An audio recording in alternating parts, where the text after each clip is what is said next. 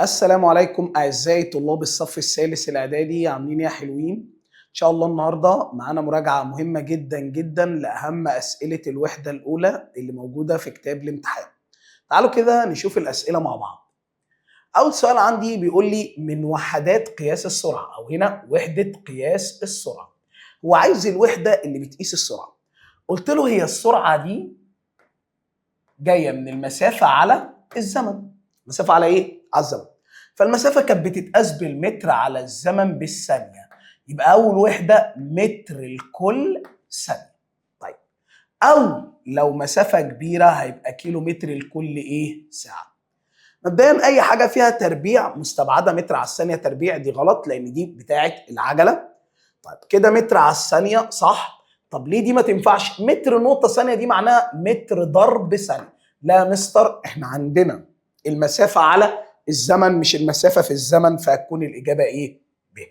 طيب، وحدة قياس العجلة. وحدة قياس الإيه؟ العجلة. العجلة بتتقاس بإيه؟ قلت له أي حاجة فيها تربيع أهو. متر على الثانية تربيع، يبقى متر على الثانية إيه؟ تربيع. لأن العجلة ج بتساوي التغير في السرعة على التغير في الزمن. التغير في السرعة على التغير في الإيه؟ في الزمن. فالسرعة كانت بتتقاس بمتر على الثانية. على الزمن اللي هو بالثانية بقى متر على ثانية على ثانية، فتبقى متر على ثانية تربيع. متر على الثانية ايه؟ تربيع. طيب، الإزاحة كمية فيزيائية. قلت له كمية فيزيائية متجهة. يبقى الإزاحة كمية فيزيائية ايه؟ متجهة، لأن أنا لازم أعرف لها مقدار واتجاه. وحدة قياسها ايه؟ بتتقاس بوحدة المتر. خلي بالك، الإزاحة والمسافة الاتنين بيتفقوا في وحدة القياس. يبقى المسافة والإزاحة الاتنين ليهم نفس وحدة القياس، نفس وحدة الايه؟ القياس اللي هي المتر. يبقى الإزاحة والمسافة الاتنين بيتقاسوا بوحدة واحدة اللي هي مين؟ المتر. طيب، السؤال اللي بعده بيقول مقدار التغير. هنا التغير في سرعة الجسم في الثانية. يبقى هنا بيتكلم عن تغير في السرعة خلال وحدة الزمن، يبقى ده تعريف العجلة. لو جينا بصينا على العجلة، ايه فكرة العجلة؟ قلت له والله احنا كان عندنا سؤال علي، يصعب تحقيق السرعة المنتظمة عمليا. السؤال ده مهم جدا. ليه صعب ان انا امشي بسرعة منتظمة؟ قال لي بسبب تغير او اختلاف احوال الطريق. يبقى انا يا مستر ما بمشيش بسرعة منتظمة في الشارع ليه؟ يعني ما ينفعش اقول لك انا امشي بالعربية بتاعتي بسرعة 70، الاقي واحد في الشارع اقوم خبطه، اما يقبضوا عليا اقول له معلش اصل احنا كنا ماشيين بسرعة منتظمة 70. هل ده كلام منطقي؟ قلت له لا، انا سرعتي بتزيد وبتقل على حسب احوال الطريق، يبقى سرعتي بتتغير. يبقى اذا العجله معناها التغير. يبقى العجله مرتبطه بمفهوم الايه؟ التغير. التغير في ايه؟ العجله بتتوقف على عاملين، عامل السرعه وعامل الزمن. العجله بتتوقف على السرعه والزمن. يبقى لما اجي اعرف العجله يبقى هي التغير في مين؟ في السرعه خلال وحده الزمن. يبقى لو انا عايز اعرف العجله، العجله كده كده معناها سرعتي بتتغير. يبقى العجله معناها التغير في مين؟ في السرعه خلال وحده الزمن اللي هي هنا الثانيه الواحده. طيب، السؤال رقم 5 بيقول لي ايه؟ يكون الجسم متحركا بسرعه منتظمه او سرعه ثابته عندما. طيب، عندما يعمل ايه؟ انا بتحرك بسرعه منتظمه، يعني بقطع مسافات متساويه في ازمنه ايه؟ متساويه. اذا انا ماشي بسرعه منتظمه. هل ساعتها انا بتحرك بعجله؟ قلت له مستحيل. طيب، هل انا بتحرك بعجله تساوي صفر؟ صح. ليه يا مستر؟ ما هو انا امتى بكون ماشي بسرعه منتظمه؟ اما سرعتي تكون ثابته، لا بتزيد ولا بتقل. يبقى اذا ساعتها العجله بتساوي صفر. انت عندك سؤال متى العجله تساوي صفر؟ مش احنا لسه قايلين ان العجله معناها التغير في السرعه، يعني سرعتي بتزيد او بتقل. امتى يبقى مفيش عجله؟ اما ابقى انا ماشي بسرعه منتظمه، يعني عين واحد بتساوي عين اتنين، يعني السرعه اللي انا ببدا بيها بتساوي السرعه اللي انا بنهي بيها. يبقى اذا متى اكون بتحرك بسرعه منتظمه؟ اما تكون العجله بتساوي صفر. طيب، يقطع مسافات متساويه في ازمنه غير متساويه. قلت له طبعا دي سرعه غير منتظمه. سرعه غير ايه؟ منتظمه. قلت له اذا يا مستر الاجابه هنا هتكون ب. طيب، السؤال اللي بعده، الجسم المتحرك بعجله منتظمه اهو. لا، الاجابه الف مش هتنفع. ليه؟ لان هو بيقول لي هنا سرعته النهائيه مساويه لسرعته الابتدائيه اللي انا لسه كاتبها لك. ما هي لو سرعتي الابتدائيه هي سرعتي النهائيه، ساعتها انا هكون ماشي بسرعه منتظمه. خلاص، قلت له ماشي. طيب تتزايد سرعته، اهو سرعه وزمن بمقادير متساويه في ازمنه متساويه. ايوه، دي عجله منتظمه بس تتزايد، يبقى عجله منتظمه تزايديه. عجله منتظمه ايه؟ تزايديه. طب هنا مسافه وزمن، قلت له لا، مسافه وزمن يبقى دي سرعه منتظمه، يبقى اذا هنا الاجابه هتكون ب. طيب العجله كميه فيزيائيه ايه؟ السؤال ده مهم جدا جدا جدا، السؤال بتاع الكميات. يا مستر انا عندي الكميات الفيزيائيه نوعين، في منها كميات قياسيه وفي منها كميات متجهه. يبقى انا عندي الكميات الفيزيائيه نوعين، في منها ما هو قياسيه، في منها ما هي ايه؟ متجهه. قلت له قياسيه زي مين؟ كتير جدا. طيب زي مين؟ زي الزمن، زي الطول، زي الكتله، زي الكثافه.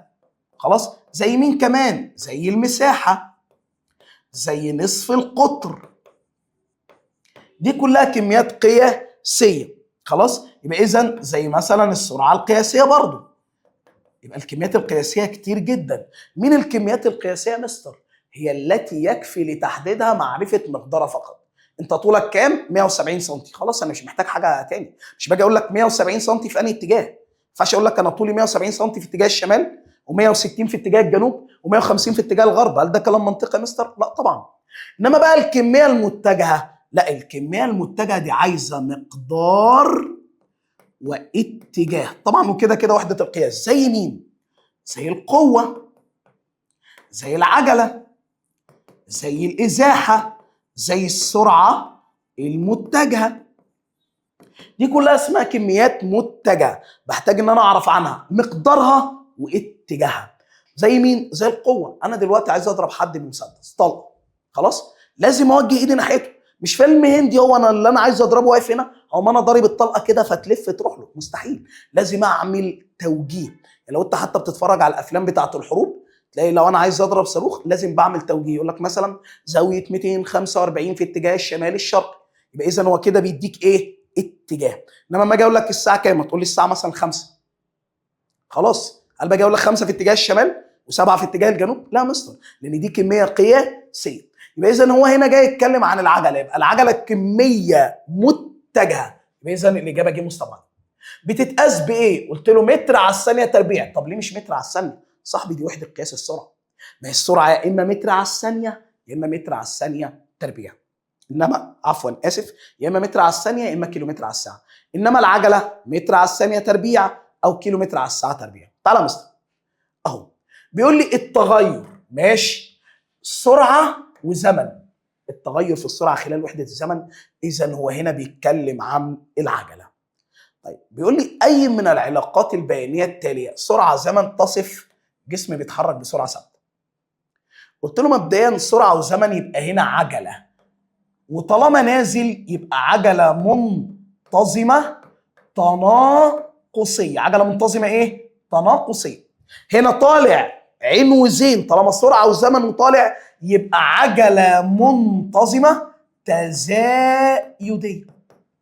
روح هنا، قلت له يا مستر هنا مش محور السرعه يا بابا ثابت؟ وليكن مثلا ان انا ماشي بسرعه 30 متر في الثانيه. والله الثانيه 1 2 3 4 5. بعد الثانيه الاولى انا سرعتي كام؟ 30. الثانيه 30، الخامسه برضه 30. يبقى انا هنا ماشي بسرعه ثابته. سرعه ايه؟ ثابته. طيب سياره تتحرك في خط مستقيم بحيث تقطع مسافه كليه في زمن كلي زئيم. فإن السرعة المتوسطة، قلت له السرعة المتوسطة بتساوي المسافة الكلية على الزمن الكلي. على الزمن الايه؟ الكلي. يبقى فيه على زين، ما ينفعش فيه في زين. خلاص؟ طيب السؤال اللي بعده بيقول لي إذا تحرك جسم من السكون، خد بالك من النقطة دي مهمة جدا، حتى بلغت سرعته 12 متر على الثانية بعد مرور ثانيتين. هو هنا عايز ايه؟ عايز التغير في سرعه الجسم وعايز العجله. طيب قلت له تعالى مستر نبص. اولا تعالى نشوف، هو بدا من السكون، فمعنى كده ان عين واحد بتساوي 0. ما هو طالما قال لك بدأ من السكون يبقى عين واحد بتساوي صفر. طب لو جه قال لك انا دوست فرامل فالعربيه وقفت، اذا عين 2 هنا هي اللي بتساوي صفر. طيب عين 2 هنا وصلت سرعته كام؟ 12 خلال زمن كام ثانيه؟ ثانيتين. اذا العجله ج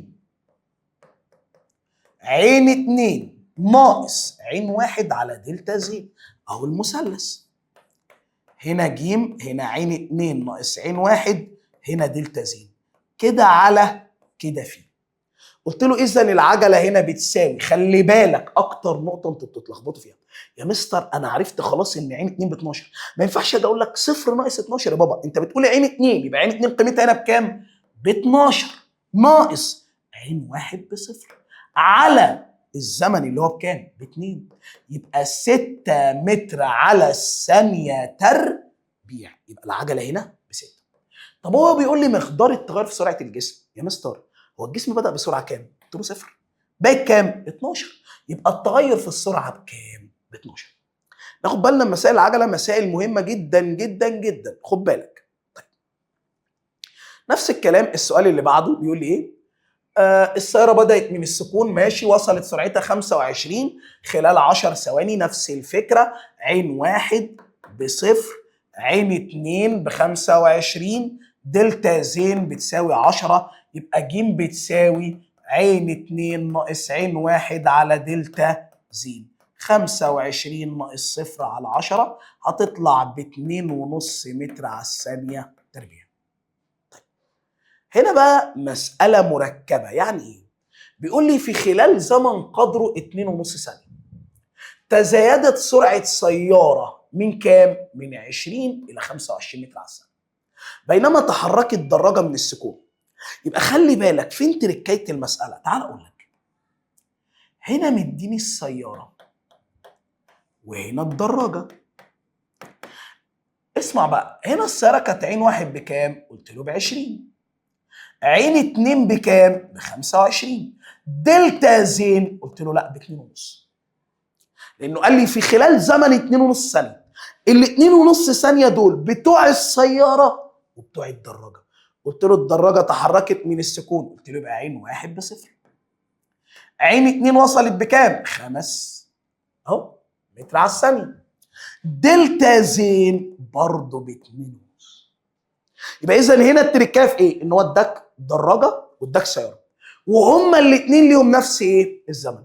هعوض هنا وهعوض هنا واشوف، هتلاقي العجلة هنا عين 2 ب 25 ناقص 20 على ال2.5، خلاص هتعوض تعويض مباشر، 5 على ال2.5 ب 2 متر على الثانية تربيع. طيب نفس الكلام هنا، عين 2 بكام؟ ب5 ناقص صفر على ال2.5 برضه هتطلع ب 2 متر على الثانية تربيع. محدش فينا أكبر من التاني، إحنا زي بعض. طيب مسألة زي دي مديك مسافة وزمن، مسافة وإيه؟ وزمن. عايز السرعة، يبقى 100 على ال5 فيها 20 متر على الثانية. طيب المسألة اللي بعدها، الجزء اللي بعدها، هو هنا بيلعب على المثلث اللي هو عين ف ز.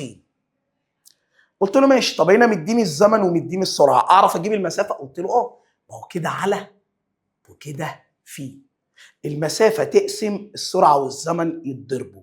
قلت له طب يا مستر ما أنا معايا السرعة ب5 والزمن ب10، يبقى معايا السرعة والزمن، أعرف أجيب المسافة؟ 5 في 10 ب50 متر. طيب نفس الكلام هنا مديك مسافة وسرعة، أدي ف وأدي عين، هتقسم ف على عين هتطلع لك الزمن، يبقى هتقسم 96 على 8 هيطلع معاك الزمن بتاع المسألة. يبقى إذن هو هنا يا مستر عمال بيعمل إيه؟ مرة يديك المسافة والزمن، يعني هنا اداني المسافة والزمن، مرة يديك السرعة والزمن فأنت تجيب المسافة، مرة يديك السرعة والمسافة فأنت تجيب الزمن. خلاص؟ طيب ده كان نموذج من أسئلة الكتاب المدرسي. طيب تعالوا نشوف نماذج امتحانات عامة. طيب تعالى مستر نشوف كده النموذج الأول بيتكلم عن إيه؟ اكتب المصطلح العلمي التالي. هنا بيقول لك إيه؟ الجسم الذي لا يتغير موضعه. يعني يا مستر لا يتغير موضعه، يعني الجسم واقف مكانه ثابت، يبقى ده اللي بيتكلم عن الجسم الساكن. انما لو جه قال لك الجسم الذي وشال كلمه لا دي وقال لي الجسم الذي يتغير موضعه، يبقى الجسم الايه؟ المتحرك. وانا عندي حاله الجسم حاجه من اتنين، يا اما سكون فيبقى موضع الجسم ثابت، يا اما حركه فموضع الجسم ايه؟ بيتغير. طيب السرعه التي لو تحرك بها الجسم، خلي بالك، لقطع مسافات متساويه في ازمنه غير متساويه، يبقى دي سرعه غير منتظمه. ما هو مسافه وزمن. طب ليه يا مستر سرعه غير منتظمه؟ لانه قال لي مسافات متساويه وازمنه غير متساويه، يبقى هو هنا بيتكلم عن سرعه غير منتظمه. طيب السؤال اللي بعده، وسيله رياضيه يستخدمها علماء الفيزياء للتنبؤ بالعلاقات الرياضيه بين الكميات الفيزيائيه. قلنا دي اسمها الاشكال البيانيه والجداول الرياضيه. يبقى اذا لما يجي يقول لك وسيله بيستخدمها علماء الفيزياء اللي هي الاشكال البيانيه والجداول. طيب بعد كده عندي سؤال علل، بيقول السؤال علل تبدو السياره المتحركه بسرعه 80 كم في الساعه بالنسبه لمراقب يتحرك بنفس السرعه وفي نفس الاتجاه وكانها ساكنه. ليه يا مستر؟ ليه بتبان كانها ساكنه؟ لان احنا لما بنتحرك في نفس الاتجاه، القانون بتاع السرعه النسبيه بيقول ايه؟ السرعه النسبيه بتساوي السرعه الفعليه ناقص المراقب. تمام؟ انت هنا السياره ماشيه بسرعه كام؟ الفعليه بتاعتها 80.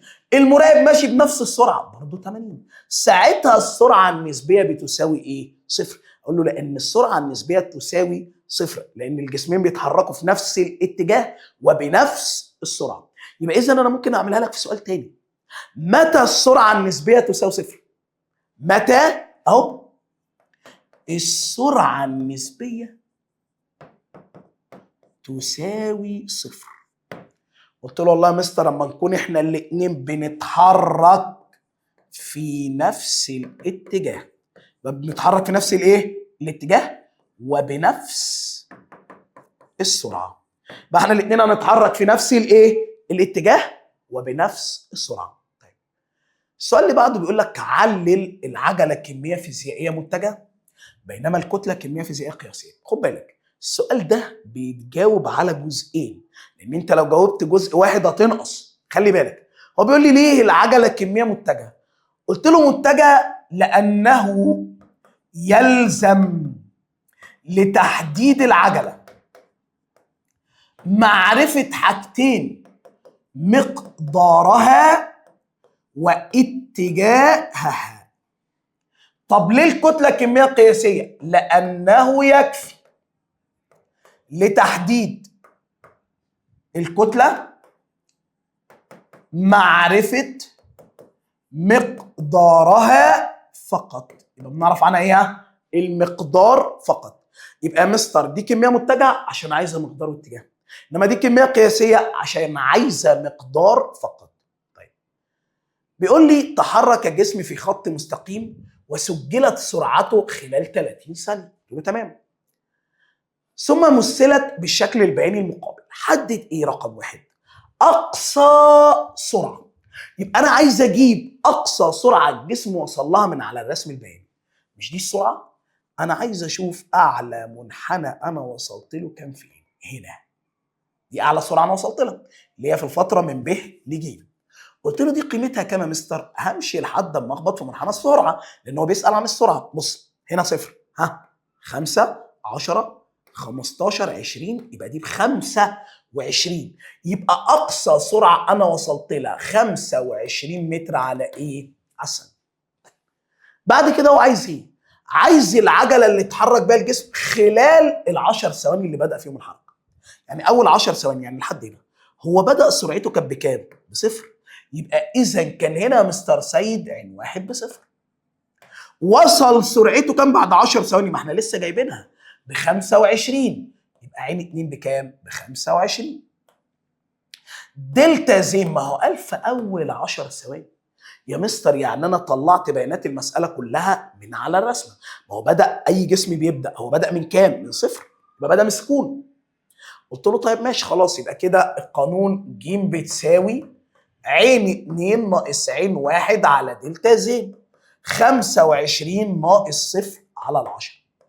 2.5 متر على الثانية تربيع. يبقى إذا أنا جبت له العجلة. هو عايز بقى الفترة الزمنية، يعني عايز الزمن الذي تناقصت فيه سرعة الجسم.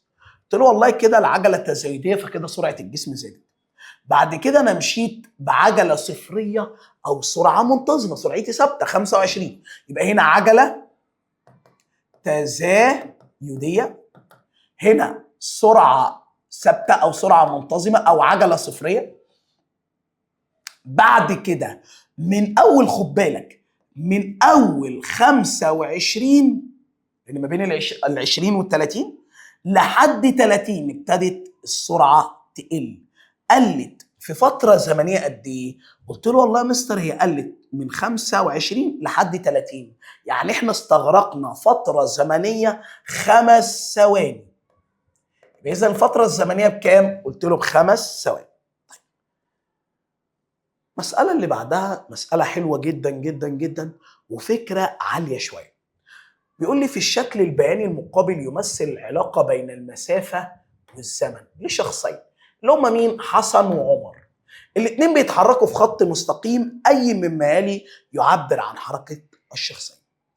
مقدار السرعة المتوسطة لحسن أكبر من عمر. هو فين حسن؟ أهو. خد مسافة قد إيه؟ 4. في زمن قد إيه؟ 10.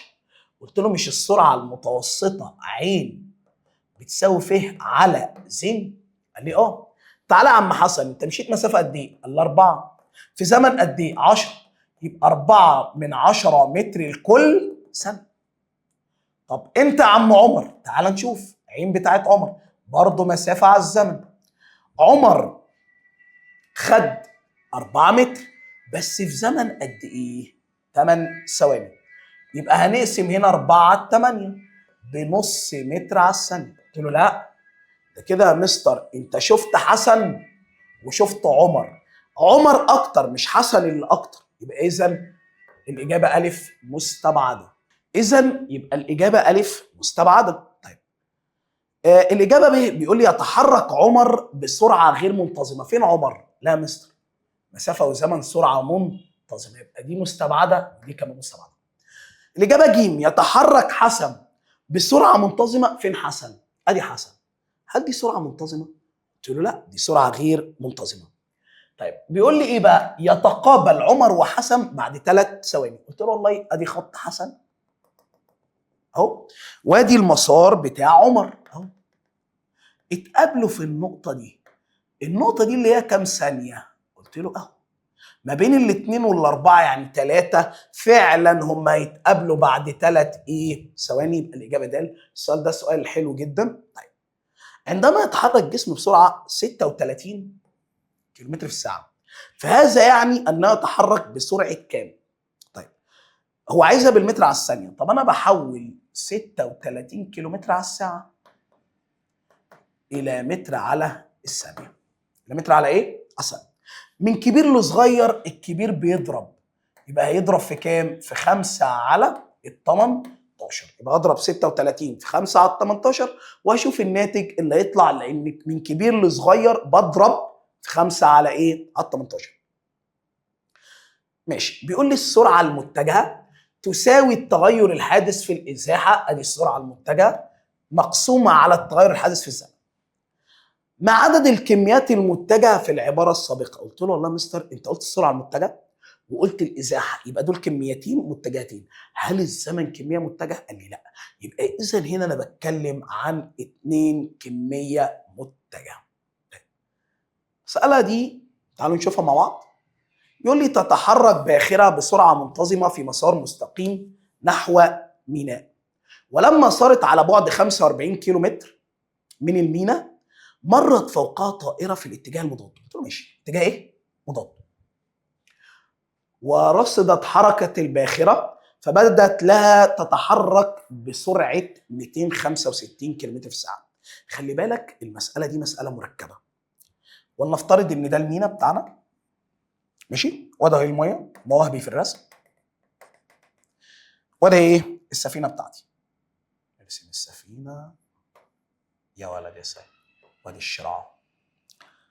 السفينه دي كانت على بعد كام؟ قلت له والله على بعد المسافه دي ب 45 كيلومتر. الطياره كانت ماشيه في الاتجاه المضاد. في الاتجاه الايه؟ المضاد. ورصدت حركه الباخره فبدت لا تتحرك بسرعه 265 كيلومتر في الساعه. قلت له اذا انت هنا بتتكلم عن السرعه النسبيه اللي هي هنا هتساوي السرعه الفعليه زائد سرعه المراقب. مستر هو انت ليه هنا قلت زائد سرعه المراقب؟ براحه. لانه قال في الاتجاه المضاد. في الاتجاه الايه؟ المضاد. يبقى الطياره كانت ماشيه بسرعه كام؟ 250 اللي هي الفعليه. طيب تعالى مستر شوف بقى رصدت الحركه دي بكام؟ فبدت لها سرعتها 265. يبقى هو هنا اداني السرعه النسبيه. اداني السرعه الايه؟ النسبيه. طيب الطياره اللي بتراقبها كانت ماشيه بسرعه كام؟ 250. يبقى اذا بالراحه كده تاني يا مستر معلش. هو انت ليه هنا قلت الزائد الفعليه زائد المراقب؟ لانه قال في اتجاه مضاد، وطالما احنا في اتجاه مضاد هنجمع السرعه الفعليه زائد سرعه المراقب. فراح قال لي بدت لها، يعني هل دي سرعه فعليه؟ قلت له لا يا مستر، بدت لها تتحرك بسرعه 265. يبقى اذا خلي بالك الطياره كانت ماشيه في الاتجاه المضاد بسرعه كام؟ 250.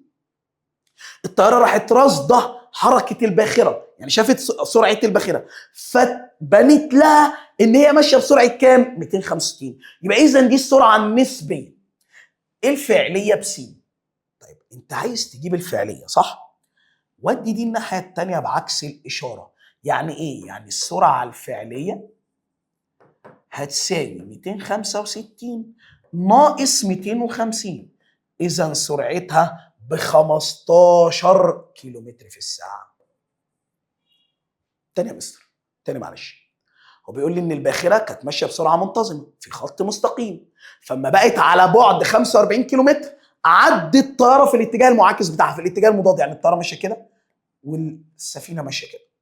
طيب الطياره بقى اما جت ترصد سرعتها، ادي الطياره اهي، اما جت ترصد السرعه بتاعتها بدت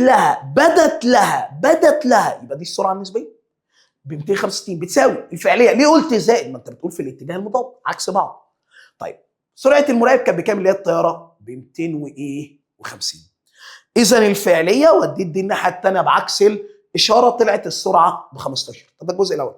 هو عايز مين؟ الزمن. الزمن بيساوي ايه؟ المسافه على السرعه. هي كانت على بعد كام؟ 45. السرعه اللي احنا جايبينها ب 15. يبقى اذا 3 ساعات. اذا بتساوي كام؟ الزمن بتاعها 3 ساعات، لان الزمن بيساوي المسافه على السرعه، في 45 على ال 15 فيها كام ساعه؟ 3 ساعات. طيب اقلعت طائرتان الف وب من نفس المكان، ولكن الاثنين مشوا في اتجاهين متضادين. فاذا استهلكت الطائره A او الف كميه اكبر من الوقود، يعني الف خدت كميه وقود اكبر. ماشي، بس خلي بالك اكبر من ب. قلت له يا مستر خلي بالك بقى من النقطه دي، هما الاثنين مشوا نفس المسافه. ايه التفسير بتاعي؟ التفسير بتاعي ان هنا الفكره في السرعه المتجهه للرياح. ازاي يعني؟ ما هو لو انا ماشي في نفس اتجاه الرياح، يعني ماشي مع اتجاه الرياح، احس ان هي بتشيلني بتسرعني. خلي بالك لو انا ماشي في نفس اتجاه الرياح تزداد السرعه، يقل زمن الرحله، وتقل كميه الوقود، لان انا ماشي مع اتجاه الرياح، فاذا الرياح هتزود من سرعتي. نفس الفكره اما انا بعوم مع الميه، بحس ان الميه بتشيلني، ما ببذلش مجهود كبير. انما لو عايم في عكس اتجاه الميه، لا يا مستر الموضوع يبقى صعب جدا، هبقى محتاج مجهود اكبر، هتعب بسرعه، هاخد وقت اطول. اذا هنا يا مستر اللي ماشي في نفس اتجاه الرياح هياخد وقت اقل وكميه وقود اقل. طب لو انا في عكس اتجاه الرياح، قلت له يا مستر خد بالك، لا لو انا في عكس اتجاه الرياح يزداد زمن الرحله وتزداد كميه الوقود. طب انت تفسيرك ايه؟ قلت له والله ايه خدت او الف خدت كميه وقود اكبر، اذا هي كانت ماشيه في عكس اتجاه الرياح. بينما ب وصلت وخدت كميه وقود اقل لان هي كانت ماشيه في نفس اتجاه الرياح. طيب استخرج الكلمه الغير مناسبه ثم اذكر ما يربط بين باقي العبارات. حاله المراقب، اتجاه حركه، سرعه فعليه، سرعه نسبيه. قلت له الكلمه المختلفه هنا السرعه الفعليه. فانت تيجي تقول لي ليه يا مستر؟ ما بص، السرعه النسبيه بتتوقف على ايه؟ على حاله المراقب. خلاص، واتجاه حركته. ازاي يعني يا مستر؟ ما هو لو انا مراقب ساكن، افتكر كويس، مراقب ساكن، كنت اشوف السرعه النسبيه بتساوي الفعليه. يعني مثلا لو عربيه ماشيه بسرعه 70 كيلومتر في الساعه، فانا لو انا مراقب ساكن فانا هشوفها ب 70 كيلومتر في الساعه. طيب ايه اتجاه حركه المراقب؟ ما هو انا ممكن اتحرك في نفس الاتجاه، فساعتها هنقول نطرح السرعتين، يعني ساعتها السرعه النسبيه هتساوي السرعه الفعليه ناقص المراقب. انما لو احنا في عكس الاتجاه، لا، زي ما حلينا المساله من شويه، السرعه النسبيه بتساوي الفعليه زائد المراقب. يبقى اذا هنا السرعه الفعليه مالهاش علاقه، السرعه النسبيه بتتوقف على حاله المراقب ساكن او متحرك، وعلى اتجاه الحركه بتاعته في نفس الاتجاه ولا في عكس الاتجاه. اللي بعدها متر على الثانيه، كيلومتر على الساعه، متر على الدقيقه، متر على الثانيه تربيع، لا طبعا ما تنفعش، دي عجله، ودول كلهم وحدات لقياس السرعه.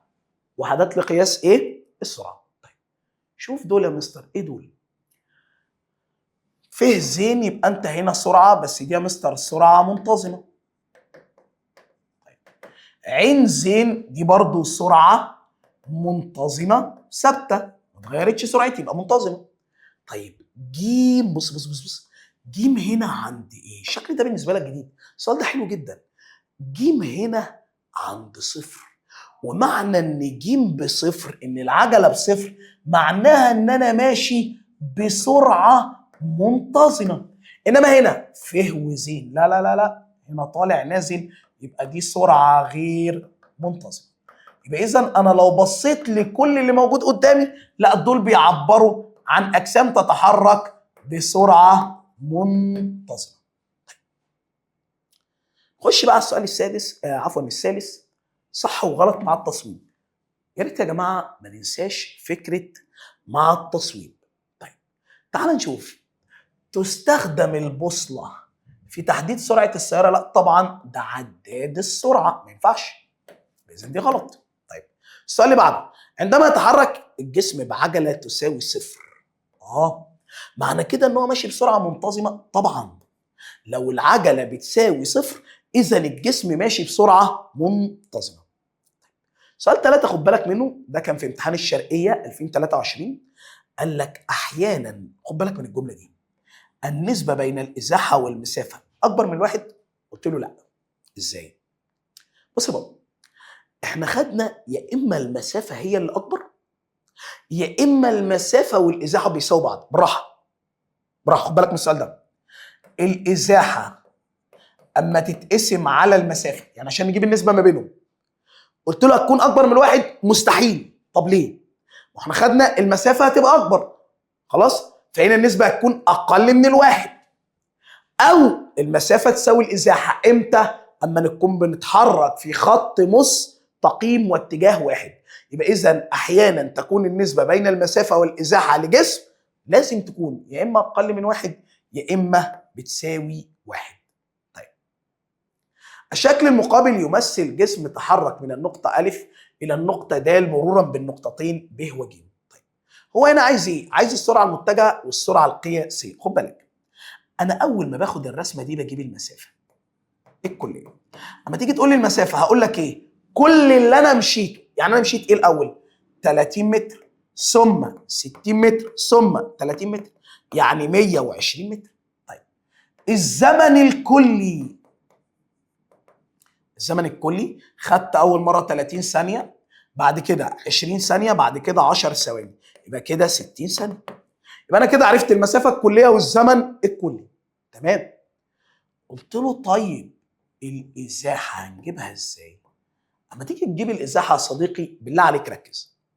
بشوف في نقطه البدايه واشوف في نقطه النهايه واعمل ما بينهم خط مستقيم. تاني، لو انا عايز المسافه تقول لي كل اللي انا مشيته، يبقى المسافه كل اللي انا ايه مشيته، سجل ورايا المسافه ايه كل اللي انا مشيته. انما الازاحه لا، بشوف في نقطه البدايه وفي نقطه النهايه واعمل ما بينهم خط مستقيم، ماليش دعوه باي حاجه تاني. طب يا مستر مش ده متوازي مستطيلات؟ يبقى دي برضه هتبقى 60 متر في انهي اتجاه؟ عشان تجيب الاتجاه تعال عند نقطه البدايه واعمل علامه زائد اللي هي الاتجاهات، شمال تحت جنوب، هنا شرق هنا غرب. طب انا كده ماشي من الف لدال، الف لدال، يبقى اذا الازاحه ب 60 متر شرقا. طيب هو عايز ايه هنا؟ احسب السرعه المتجهه. قلت له السرعه المتجهه هتساوي الازاحه على الزمن الكلي. الازاحه احنا جبناها ب 60 والزمن الكلي ب 60، يبقى 1 متر على الثانيه لان دي السرعه. طب عايز السرعه القياسيه، قانون السرعه القياسيه كان بيقول ايه؟ المسافه الكليه على الزمن الكلي. يبقى مسافه كليه على زمن ايه كلي. قلت له يا مستر المسافه الكليه كانت ب 120 على الزمن الكلي ب 60، يبقى 2 متر على الثانيه. عفوا مفيش تربيع، بس كده. يبقى 2 متر على ايه؟ على الثانيه. طيب.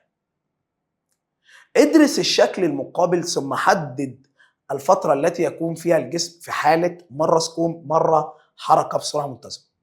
قلت له طالما مسافه وزمن خلي بالك، لو انا طالع يبقى اذا الجزء ده بيعبر عن سرعه منتظمه، يبقى الفتره من الف لب هي دي الفتره اللي انا كنت ماشي فيها بسرعه منتظمه. طب من ب لج بص كده، بص الثبات على محور المسافه، وليكن مثلا ان انا واقف على بعد 30 متر، الزمن عمال يعدي يعدي يعدي وانا واقف في نفس الموضع.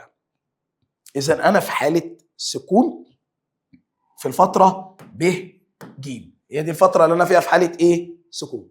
طيب السؤال ده برضو خد بالك منه، ايهما يتحرك بسرعه اكبر؟ قطار يتحرك بسرعه مقدارها 90 كم في الساعه ولا سياره تقطع مسافه 40 متر في ثانيتين؟ قلت له ما ينفعش اقارن ما بين وحدتين. ازاي يعني؟ ما هو ده كيلومتر على الساعه وده مسافه وزمن يعني متر على الثانيه، هنا متر وهنا ثانيه. قلت له طب تعالى نشوف، تعالى نجيب القطار، سرعه القطار هنضرب ال 90 في 5 على ال 18 هتطلع ب 25 متر على الثانيه، دي سرعه القطار. طب ما تيجي نجيب سرعه السياره، مسافه على زمن، 40 متر على الاثنين فيها 20 متر على الثانيه. تاني يا مستر، انا جبت سرعه السياره مسافه على الزمن بمتر على الثانيه، 40 على الاثنين فيها 20 متر على الثانيه. انما ما اجي ابص على القطار، لا يا مستر ما ينفعش اقارن متر على الثانيه وكيلومتر على الساعه صديقي. فبعمل ايه؟ من كبير لصغير بضرب في 5 على ال 18 هتبقى ب 25. اذا سرعه القطار اكبر من سرعه السياره. طيب شوف بقى السؤال اللي بعده يا مستر، عندما يقطع الجسم المتحرك ضعف المسافه في نفس الزمن. طيب اما يجي لي سؤال يا بابا ضعف ونصف ودي زادت للضعف ودي زادت 4 اضعاف و3 اضعاف، انتوا بتتلخبطوا في الجزئيه دي. طيب مبدئيا كده مش انت بتتكلم عن السرعه، انا هفرض من دماغي مسافه وزمن باي رقم. يعني مثلا المسافه ب 10 والزمن ب 2، يبقى السرعه 10 على 2 فيها الخمسه، في مشكله في الكلام ده؟ طيب انت بقى عملت ايه؟ انا فرضت دي من دماغي. جه قال لي ان هو زود المسافه للضعف، يعني المسافه بقت بكام؟ ب 20 في نفس الزمن. قلت له زي ما هو، يبقى اذا 20 على الاثنين فيها كام؟ ال10. يبقى المسافه السرعه عفوا كانت ب5 بقت ب10. يبقى لا يا مستر هنا غلط، تزداد للضعف ما تقلش للنصف، تزداد للضعف. يبقى اذا يا مستر انا بعمل ايه في المسائل دي؟ بفرض حاجات من دماغي مسافه وزمن وابتدي اشوف ايه اللي هو غيره في المساله. طيب نفس الكلام هنا بيقول لك قطار يتحرك 72 كم على الساعه فإن المسافة التي قطعها القطار خلال نصف دقيقة يعني 30 ثانية. طيب تكون 500 متر، قلت له لازم أحول 72 في 5 على 18 هتطلع ب 20 متر على الثانية. يبقى دي السرعة عين اهي. طب أنا مستر معايا عين ومعايا زين، يبقى إذا أنا أقدر أجيب المسافة ف بتساوي عين في زين. عين اللي أنا لسه جايبها اللي هي ب 20، الزمن ب 30، يبقى 600 متر مش 500 متر، غلط. طيب ركز بقى في المسألة دي. تحركت سيارة من بنها إلى القاهرة فقطعت 40 كيلومتر خلال 30 دقيقة، ماشي. ثم عادت مرة أخرى إلى بنها، ماشي، في نفس الطريق، يعني مشيت برضه 40 كيلومتر وبنفس الزمن، يعني مشيت في 30 دقيقة. قلت له ماشي. أنت عايز إيه؟ السرعة المتوسطة؟ السرعة المتوسطة عيني المسافة الكلية على الزمن الكلي. أول مرة هو راح 40 كيلو، خلي بالك رجع تاني من نفس الطريق، يعني رجع برضه 40 كيلو خلال زمن، مش المرة الأولى كانت 30 دقيقة والمرة الثانية 30 دقيقة، 30 دقيقة و30 دقيقة يعني 1 ساعة. يبقى أنا هخلي 30 دقيقة رايح و30 دقيقة جاي 1 ساعة. يبقى إذا هتطلع ب 80 كيلومتر في الساعة. تاني يا مستر معلش، أنا بقول لك هي السيارة اتحركت من بنها أهي راحت للقاهرة، مشيت 40 كيلومتر في زمن قدره 30 دقيقة، رجعت نفس الحاجة، يعني رجعت 40 كيلومتر في 30 دقيقة، يبقى 40 و40 80 على نص ساعة ونص ساعة. ما هو 30 دقيقة معناها نص ساعة، 30 دقيقة و30 دقيقة يعني 60 دقيقة، يعني 1 ساعة. بص على السؤال اللي بعده. الشكل المقابل يوضح المسار الذي سلكته سيارة من نقطة ألف إلى النقطة واو. عايز الإزاحة وعايز المسافة. تعال نبتدي بالمسافة الكلية. قلت له المسافة الكلية مستر سيد، قال لي بجيبها إزاي؟ طول المسار الفعلي، يعني كل اللي أنا مشيته. أنا الأول مشيت كام متر؟ قلت له 80. بعد كده كام متر؟ قلت له 200. بعد كده كام متر؟ 40. بعد كده كام متر؟ 160. بعد كده كام متر؟ 40 تاني. قلت له ماشي. هجمعهم كلهم يبقى 80 زائد 200 يبقى 280 زائد 40 320 زائد 160 زائد 40. طيب يبقى 80 و200 280 و40 320 زائد 200 يعني 520 متر. يبقى مستر عفوا مؤاخذة بس هعكس، مؤاخذة يا جماعة معلش.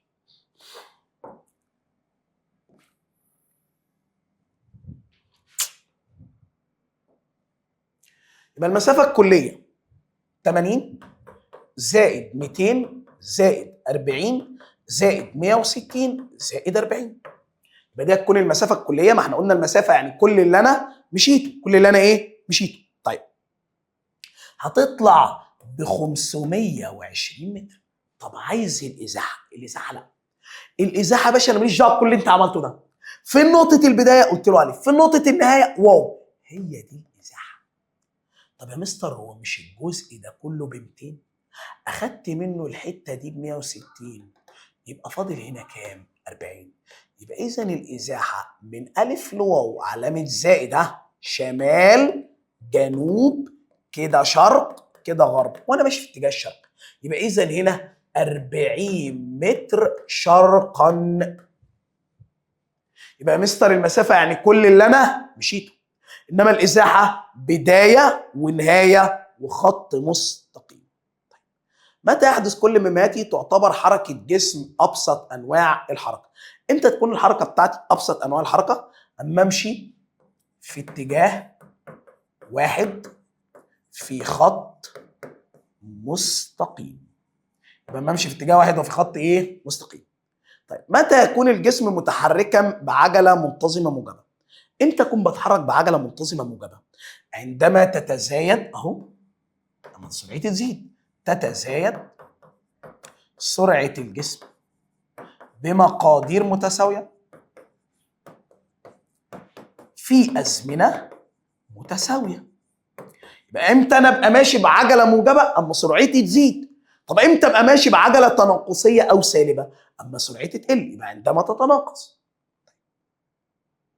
بص بقى على السؤال ده. سياره ماشيه بسرعه منتظمه مقدارها 20 متر على الثانيه خلال زمن قدره 10 ثواني.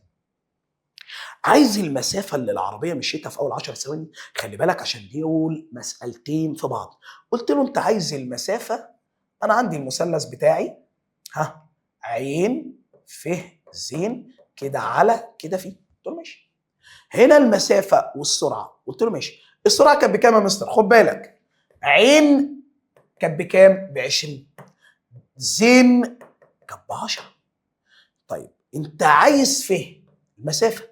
المسافه يبقى السرعه في الزمن. المسافه يبقى السرعه في الايه؟ في الزمن. السرعه بكام؟ ب 20 في الزمن ب 10 ب 200 متر. يبقى المسافه بكام؟ ب 200 متر. طيب هو عايز سرعه السياره بعد مرور 3 ثواني من الضغط على الفرامل. خلي بالك هنا المساله اختلفت تماما. ده هنا المساله قلبت عجله. قلت له معلش بالراحه فاهم. هو هنا العربيه في الاول كانت ماشيه بعين واحد بكام؟ ب 20. هو عايز عين 2، معرفوش. ثم ضغط السائق على الفرامل فتناقصت. سرعتها بمعدل 2 متر على الثانيه تربيع. يبقى اذا هو هنا اداني العجله يا مستر، بس هنا هكتبها بسالب 2. قلت له ليه يا مستر سالب 2؟ ما انا عارف ان العجله بمتر على الثانيه تربيع. خلاص انا اقتنعت ان دي العجله. طب ليه كتبتها بالسالب؟ يا صاحبي ما هو قال لك تناقصت، يبقى انا سرعتي قلت، يبقى ج بسالب 2. الكلام ده حصل في وقت قد ايه؟ هو عايز سرعه السياره بعد مرور 3 ثواني، يبقى دلتا ز ب3 ثواني. يبقى تاني يا مستر، انا حليت الجزء الاول من المساله. انت اديتني مسافه، عايز المسافه واديتني سرعه وزمن. خلاص المسافه بتساوي السرعه في الزمن، خلصت. انما انت عايز سرعه السياره بعد مرور 3 ثواني، يعني الزمن ب3 ثواني من لحظه الضغط على الفرامل. قلت له مستر بس خلي بالك هو قال تناقصت سرعتها بمعدل 2 متر على الثانيه تربيع، يبقى هو كده مديني العجله. طب ليه كتبتها بالسالب؟ لانه قال تناقصت. طب لو كان قال تزادت كنت هكتبها بالايه؟ بالموجب. قلت له يعني انت كده عايز عين 2. تعالى يا مستر، ج عين 2 ناقص عين 1 على دلتا ز كده على كده في. انا عايز عين 2، يبقى عين 2 ناقص عين 1 بتساوي ج في دلتا ز. طيب عين 2 انا مش عارفها، ناقص عين 1 اللي هي بكام؟ ب 20 بتساوي ج اللي هي بسالب 2 في دلتا ز ب3. يبقى عين 2 ناقص 20 بتساوي سالب 6. طبعا دي هتروح الناحيه الثانيه بعكس الاشاره، يعني عين 2 بتساوي سالب 6 زائد 20 هتطلع ب 14 متر لكل ثانيه. 14 متر لكل ايه؟ ثانيه. طيب ماشي يا مستر، ودي كانت مساله طبعا قويه جدا، لان هو هنا دخل قانونين مع بعض. دخل قانون السرعه المسافه والزمن، ودخل قانون الايه؟ العجله. يبقى اذا يا مستر انا هنا عايز عين 2، يبقى اذا القانون هيبقى ملخصه كالاتي. انت عايز عين 2 صح؟ ناقص عين 1 بتساوي ج في دلتا ز. يبقى عين 2 هتودي عين 1 دي بعكس الاشاره ج في دلتا ز زائد عين ايه؟ 1. خلاص؟ خش بقى مع بعض على النموذج الثاني. يقول لي اذا استغرق احمد زمن قدره 10 دقائق للانتقال من منزله الى عمله متحركا بسرعه متوسطه 3 متر على الثانيه، فان المسافه بين منزله وعمله تساوي 3 كيلو متر. قلت له تعالى نشوف.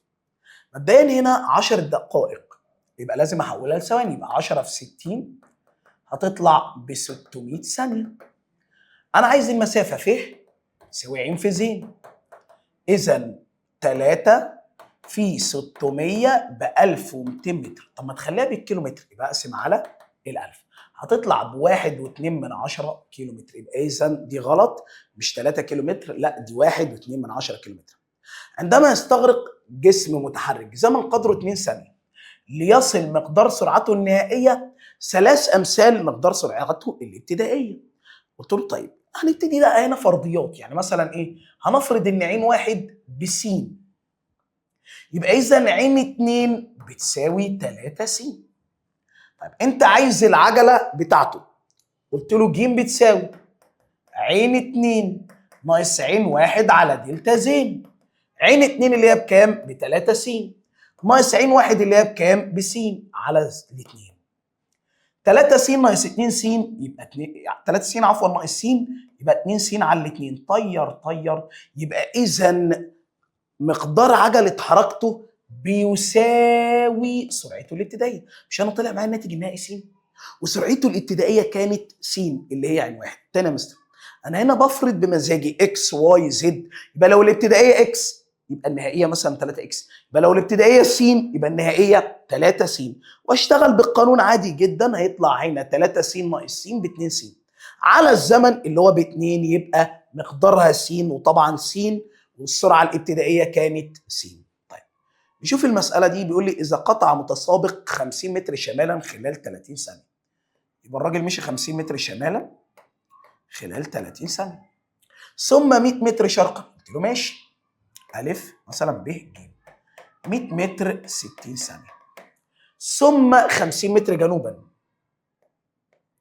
خلال كام؟ 10 ثانية. عايز السرعة القياسية. قلت له والله السرعة القياسية بتساوي المسافة الكلية على الزمن الكلي.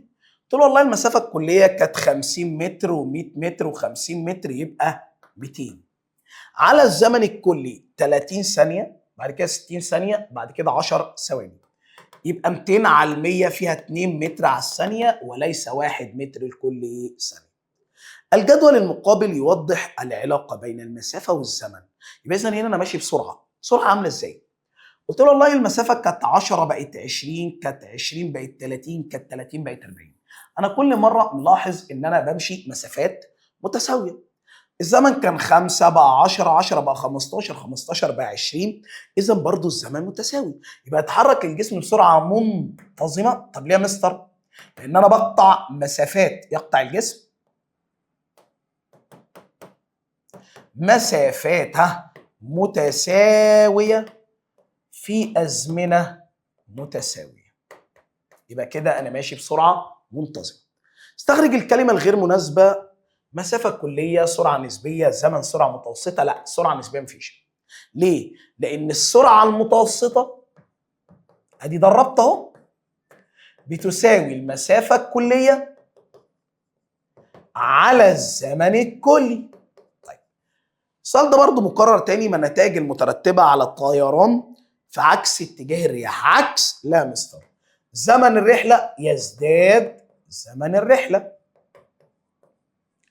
وتزداد كمية الوقود، عشان أنا ماشي في عكس اتجاه الرياح، فالموضوع هيبقى أصعب معايا. اذكر أهمية الجداول والرسومات البيانية. دي طبعا يستخدمها علماء الفيزياء خلاص في فهم الرسومات والمسائل الرياضية. يبقى إذا اذكر أهمية الجداول والرسومات البيانية يستخدمها علماء الفيزياء. يبقى بيستخدمها علماء الفيزياء. خلاص؟ طيب قطار يتحرك بسرعة 40 كيلومتر على الساعة، أدي عين، ليقطع مسافة 200، يبقى إذا في ب 200. فإذا بدأ القطار رحلته في 6 صباحا فما يكون موعد وصوله؟ قلت له إذا أنت عايز الزمن صح؟ ما هو أنا معايا فيه ومعايا عين، يبقى فيه على عين، يبقى 200 على 40، 5 ساعات. بس خلي بالك هو اتحرك الساعة 6 صباحا، فكم يكون موعد الوصول؟ قلت له 6 صباحا، هو بدأ 6 وخد 5 ساعات في الطريق، يبقى إذا وصل الساعة 11 صباحا. أهو. وحدة قياس السرعة طبعا سؤال مكرر كتير جدا طبعا، متر على على الثانية. من أمثلة الكميات القياسية عجلة لا، إزاحة لا، سرعة متجهة لا، يبقى نصف القطر والمسافة. هو عايز بقى في الرسمة دي، أدي هي الرسمة قدامنا، أدي الإزاحة وأدي الزمن. تمام. هو عايز أقصى، بص بقى كده، النقطة التي تصل عندها السرعة المتجهة إلى أقصى قيمة لها. مش السرعة المتجهة كانت بتساوي الإزاحة على الزمن الكلي؟ قلت له إذا أنا عايز أكبر إزاحة أهي، عند سي اهو قيمه الازاحه. يبقى اذا هنا عند سي. طيب عايز الفتره التي تكون عندها السرعه اكبر ما يمكن. قلت له والله الفتره 1 2 3 4، فانا بطلع عند 1 لا لسه هزيد تاني وزدت عند 2 ها، واعلى حاجه وصلت لها عند كام؟ 3. طب يجي واحد يقول لي 4، اقول له يا صديقي ما انت عند 4 سرعتك قلت، انت نزلت قليت، يبقى اذا هنا في الفتره رقم 3. في الشكل البياني المقابل هنا مديني ايه؟ ايه ده؟ العجله، والعجله قيمتها ثابته بمرور الزمن، يبقى اذا دي عجله منتظمه. عجله ايه؟ منتظمه، لان القيمه بتاعتها ما اتغيرتش. خلاص انا ماشي بعجله ثابته. طيب هنا بيقول لي سياره سرعتها النسبيه 80، احسب سرعتها الفعليه في الحالات الاتيه. قلت له لو الجسم ساكن، خد بالك بابا لو الجسم ساكن ساعتها السرعه النسبيه بتساوي السرعه الفعليه، والنسبيه ب 80 يبقى برضو الفعليه ب 80 كيلو متر في الساعه. لو احنا الاثنين بنمشي في نفس الاتجاه، قلت له في نفس الاتجاه يا باشا، يبقى هو القانون النسبيه بتساوي الفعليه ناقص المراقب. ناقص الايه؟ المراقب. تعالى يا مستر بس انت عايز الفعليه، يبقى اذا الفعليه هتساوي النسبيه، وهنودي المراقب مش دي بالناقص تروح الناحيه الثانيه، يبقى النسبيه زائد المراقب. يبقى الفعليه هتساوي النسبيه زائد المراقب. النسبيه ب 80 زائد المراقب ب 30، يبقى 110 كيلو متر في الساعه. يبقى اذا يا مستر انت ليه هنا طرحت؟ لان احنا قلنا في نفس الاتجاه. طيب صح وغلط. تزداد سرعه الجسم المتحرك عندما يقل الزمن. قلت له طبعا اجابه صحيحه. ازاي يا مستر؟ ما هو السرعه والزمن علاقه عكسيه. علاقه ايه؟ عكسيه. يبقى اذا السرعه فعلا هتزيد اما الزمن يقل. اذا سقطت كره من المطاط لاسفل من ارتفاع 2 متر، يبقى هي كانت على ارتفاع 2 متر يبقى نزلت 2 متر، ثم ارتدت لاعلى 1 متر يبقى رجعت 1 متر، ثم سقطت لتسكن على الارض يعني رجعت 1 متر تاني. قلت له اذا المسافه بكام؟ قلت له المسافه ب 4 متر. طيب هي الكوره كانت ساقطه من ارتفاع كام؟ 2 متر. خلاص رجعت وقفت على الارض، يبقى اذا ولنفرض ان دي نقطه البدايه الف ونقطه النهايه هنا مثلا ب. المسافه من هنا لهنا، قلت له المسافه بتاعتي اللي هي هتبقى هنا الازاحه ب 2 متر. تاني يا مستر بالراحه، هي الكره بدات من ارتفاع كام؟ 2 متر اهي، نزلت فضلت تروح وتيجي لحد ما ايه؟ وقفت تحت. فاذا الازاحه بدايه ونهايه اللي هي 2 متر. فلان الفرق يعني هطرح المسافه من الازاحه 4 ناقص 2 يبقى المسافه ب 4 ناقص الازاحه ب 2 بتساوي 2 متر، يبقى اذا الاجابه ايه؟ صحيحه. لتعيين الكتله والزمن دي كميات قياسيه، هل انا مطالب ان انا اعرف الاتجاه والنوع؟ قلت له كميه قياسيه مش عايزه الاتجاه، يبقى دي اجابه خاطئه. متى يتساوى مقدار السرعه القياسيه مع السرعه المتجهه؟ قلت له لما تكون المسافه بتساوي الازاحه. السرعه القياسيه هتساوي السرعه المتجهه اما يكون المسافه بتساوي الازاحه. يعني ايه؟ لما نكون احنا بنمشي في خط مستقيم واتجاه واحد. لما نكون احنا الاثنين ماشيين في خط مستقيم واتجاه ايه؟ واحد. امتى ابقى ماشي بسرعه غير منتظمه؟ مقطع مسافات متساويه في ازمنه غير متساويه او العكس. او الايه؟ العكس. طيب مستر المساله جيم، خلي بالك دي مساله مركبه برضه، قانونين مع بعض. هنا قال لي السياره ماشيه بسرعه منتظمه، ماشي، مشيت مسافه فيه 4800 متر خلال دقيقتين، قلت له الزمن دقيقتين يعني 120 ثانيه. ماشي. طيب هنا اما انا جيت اجيب السرعه هقسم المسافه على الزمن، يبقى عين بتساوي فيها على زين اللي هي 4800 على دقيقتين اللي هم ب 120. طير هتبقى ب 40 متر على الثانيه. طب ما انا جبت السرعه. خلاص ماشي. ثم ضغط السائق على الفرامل فتناقصت سرعتها بمعدل 2 متر على الثانية كل 4 ثواني. هنا فكرة المسألة. قلت له ما أنا معايا عين واحد ب40 والعربية وقفت، يبقى عين 2 بكام؟ ب0. هو عايز دلتا زين، مش عارف. العجلة هنا قلت له هي أكيد بالسالب أهو. طب يا مستر هو بيقول 2 متر على الثانية كل 4 ثواني، واحنا مش المفروض العجلة دي المفروض 2 متر على الثانية لكل ثانية؟ ما هو هتبقى 2 متر على الثانية لكل ايه؟ 1 ثانية.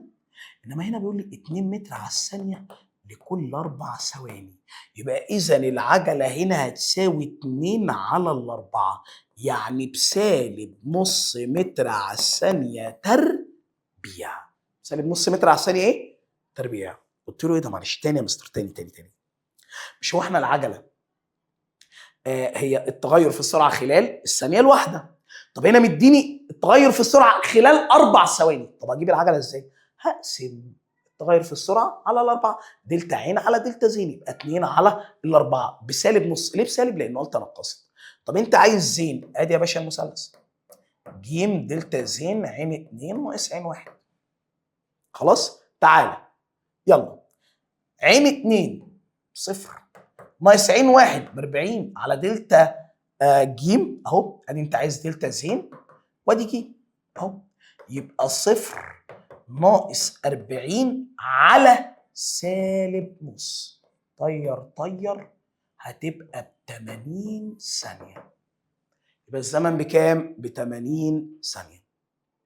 مسألة حلوة جدا فيها فكرة عالية جدا جدا جدا، اللي هي فكرة العجلة. احنا كده عرفنا من المسألة اللي فاتت ان هي بالسالب، بس هنا قال 2 متر لكل 4 ثواني. هو الطبيعي ان هو بيقول لي العجلة تتغير في السرعة في الثانية الواحدة، بس هنا مديها لي في 4 ثواني، يبقى دلتا عين على دلتا زين يعني 2 على 4. طيب اكتب المصطلح العلمي تغير سرعة الجسم. عجلة سرعة بتتغير، مقادير متساوية في أزمنة متساوية، يبقى دي إذن دي عجلة منتظمة، لأنه قال تغير في السرعة.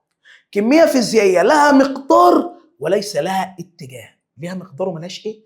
اتجاه، يبقى دي اسمها كمية القياسية اللي هي مستر، لأنه قال لها مقدار وليس لها اتجاه. حاصل ضرب ضعف السرعة في نصف مقدار الزمن، هو بيضحك عليك. ادي المثلث عين فيه زين، حاصل ضرب ضعف السرعة في نص الزمن، اذا دي المسافة. شكرا. انا مش هتفرق معايا، انت طالما ضربت سرعة في زمن خلاص يبقى المسافة. اي من العلاقات الآتية يمثل الجسم يتحرك بعجلة منتظمة وجسم يتحرك بسرعة ثابتة؟ قلت له سرعة ثابتة 2 على طول خلاص. اهي سرعتي ما اتغيرتش، مثلا 30 هتفضل بمرور الزمن 30. انا عايز جسم يتحرك بعجله منتظمه. عجله ايه؟ منتظمه.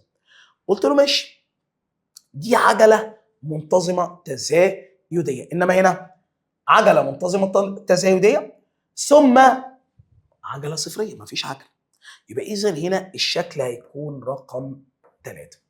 يبقى سرعه وزمنه بتزيد، يبقى عجله منتظمه تزايديه. ماشي.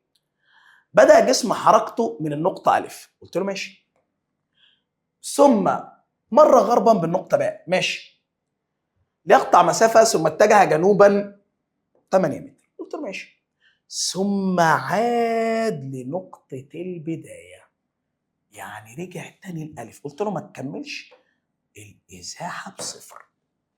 متى الإزاحة تساوي 0؟ عندما يعود الجسم لنقطة الإيه؟ البداية. عايز المسافة، قلت له المسافة كل اللي أنا مشيته، طب ما دي ب6 ودي ب8، رجع دي. قلت له مستر هو مش ده مثلث قائم؟ يبقى أنا هطبق فيثاغورس، ربع الضلع الأول أهو وربع الضلع الثاني أهو، واجمعهم الاثنين تحت الجذر يعني ب10 متر.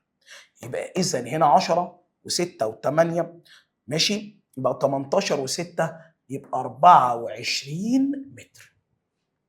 طيب ما معنى قولنا أن، يعني عايز تعريف. الأول يتحرك بحيث تتغير سرعته بمقدار 5 متر على الثانية لكل ثانية، هي دي العجلة. معنى كده إن الجسم ده بيتحرك بعجلة منتظمه. خلاص، معنى كده ان سرعته بتتغير ب5 متر على الثانيه لكل ثانيه، والتاني سرعته صفر، معناها ان ده جسم ساكن. طيب، متى تتساوى المسافه المقطوعه مع مقدار الازاحه؟ اما نكون بنتحرك في خط مستقيم وفي اتجاه واحد، هنا المسافه بتساوي الايه؟ الازاحه. وبكده نكون خلصنا مع بعض مراجعه اسئله كتاب الامتحان الوحده الاولى. اتمنى ان شاء الله ان انتوا تستفادوا من المراجعه دي، مهمه جدا جدا جدا. وان شاء الله نتقابل في مراجعات الوحده الثانيه والثالثه والرابعه. اشوفكم على خير، والسلام عليكم ورحمه الله وبركاته.